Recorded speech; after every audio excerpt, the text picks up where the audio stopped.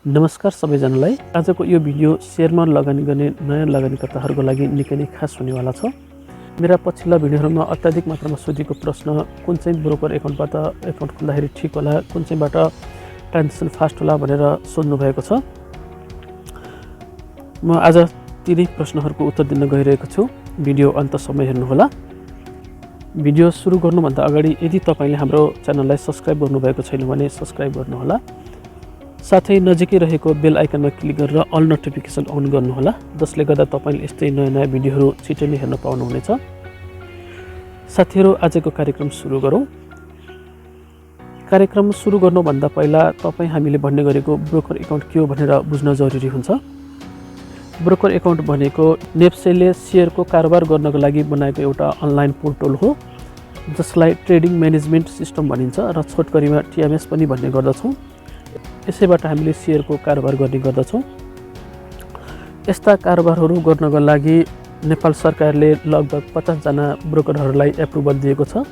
हामीले तिनी ब्रोकरहरूबाट एकाउन्ट बनाएर सेयरको कारोबार गर्नुपर्ने हुन्छ। अहिले नेपालमा सेयर कारोबारको लागि ब्रोकर आइडी खोल्ने लगानीकर्ताको सङ्ख्या झन्डै 6 लाख पुगेको छ।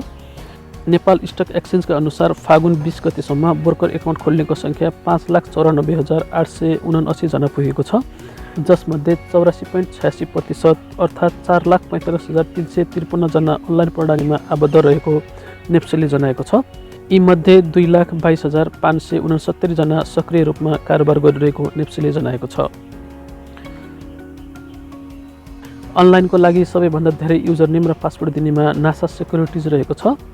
नासाले हालसम्म 41,202 जनालाई युजर नेम र पासवर्ड प्रदान गरेको छ।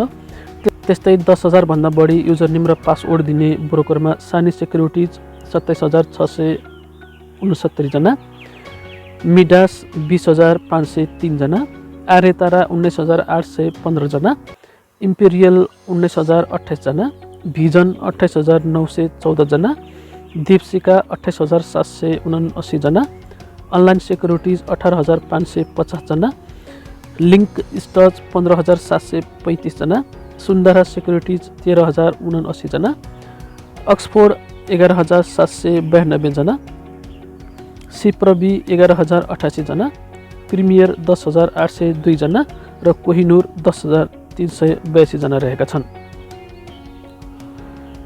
सगरमाथा सेक्युरिटीले भने हालसम्म कम अर्थात् 771 जनालाई मात्र युजर नेम र पासवर्ड प्रदान गरेको छ।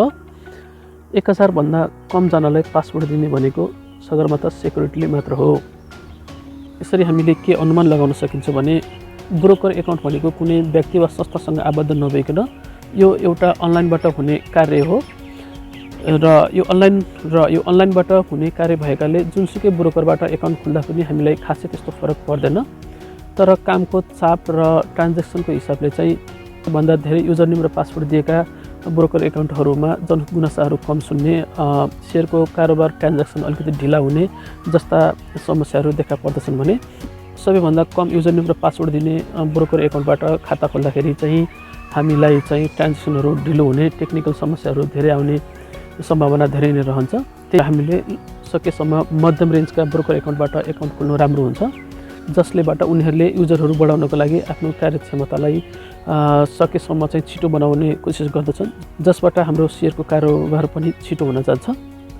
त्यही भएर मध्यम किसिमका ब्रोकरहरूबाट हामीले एकाउन्ट खोल्नु राम्रो हुन्छ, जस्तै सानी सेक्युरिटिज, आर्यतारा, भिजन, अनलाइन सेक्युरिटिज आदिबाट चाहिँ हामीले एकाउन्ट खोल्नु राम्रो हुन्छ।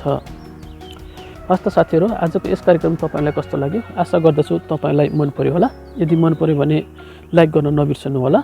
आगामी हप्ता यस्तै नयाँ सेयर सम्बन्धी भिडियोका साथ तपाईँ माझ उपस्थित हुने नै छु। अहिलेसम्म भिडियो हेरेर साथ दिनुभयो सबैलाई धेरै धेरै धन्यवाद।